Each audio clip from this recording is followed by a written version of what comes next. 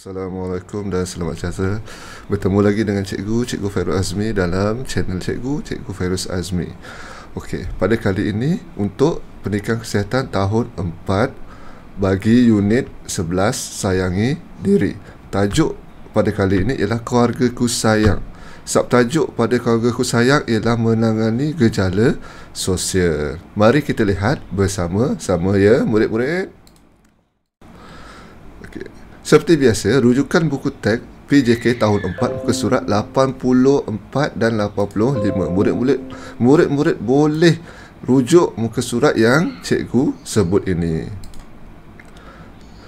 Pada kali ini, murid-murid akan dapat menjelaskan contoh-contoh gejala sosial. Yang kedua, murid-murid dapat membincangkan peranan dan tanggungjawab ahli keluarga dalam menangani gejala sosial. Yang ketiga, menilai kepentingan sokongan ahli keluarga dalam menangani gejala sosial. Seterusnya, yang pertama, murid-murid kena tahu apakah itu keluarga.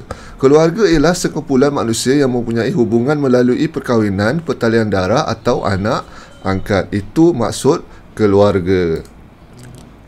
Okey, untuk informasi murid-murid, keluarga memainkan peranan yang penting dalam membentuk pribadi murid-murid. Memang penting. Membentuk pribadi kita punca utama ialah keluarga.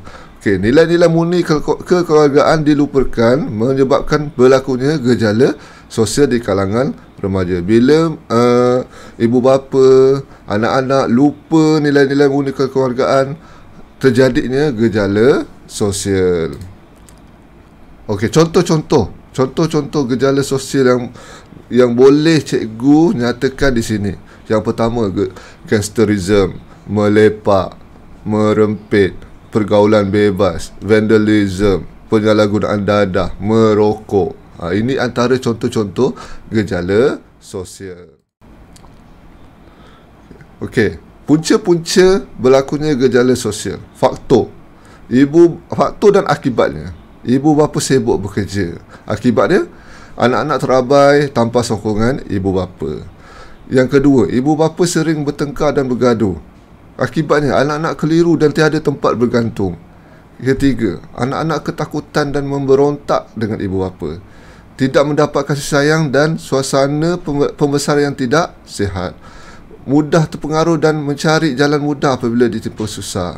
Okey, tidak tahu membezakan perkara baik dan buruk. Bila dapat terpengaruh, tidak dapat bezakan baik dengan buruk. Hidup dalam kesempitan atau kemiskinan. Sanggup mencuri, meragut atau menyamuk untuk hidup dengan lebih baik. Okey. Hidup dalam pengaruh rakan sebaya. Akibatnya, dapat melakukan perkara-perkara yang kebanyakan dilakukan oleh rakan sebaya sekeliling. Pengaruh media massa. Ini paling kuat masa ni. Pengaruh media massa. Terpengaruh kepada aktiviti seperti vandalism dan lain-lain.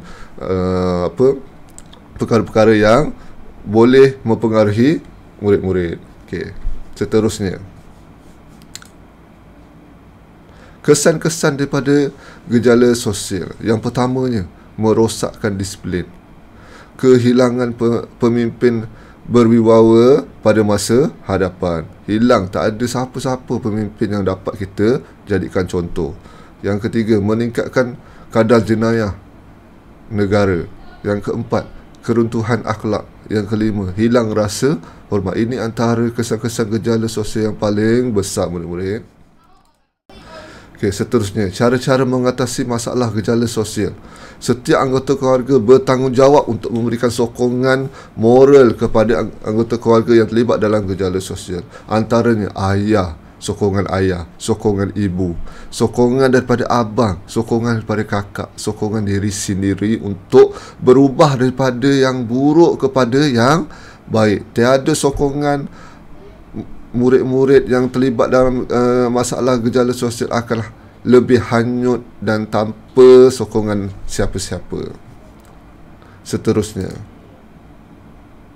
cara mewujudkan sokongan positif dalam keluarga. Yang pertama, melakukan aktiviti bersama-sama anggota keluarga. Penting. Berkomunikasi secara terbuka dengan ibu bapa. Di rumah, bercakap, bergaul. Sentiasa membimbing dan tolong-menolong sesama anggota keluarga. Menjadi yang seterusnya menjadi penyokong dan sumber inspirasi kepada anggota keluarga. Jika ada anggota keluarga yang lain yang berjaya, jadikan sumber inspirasi. Okey, seterusnya.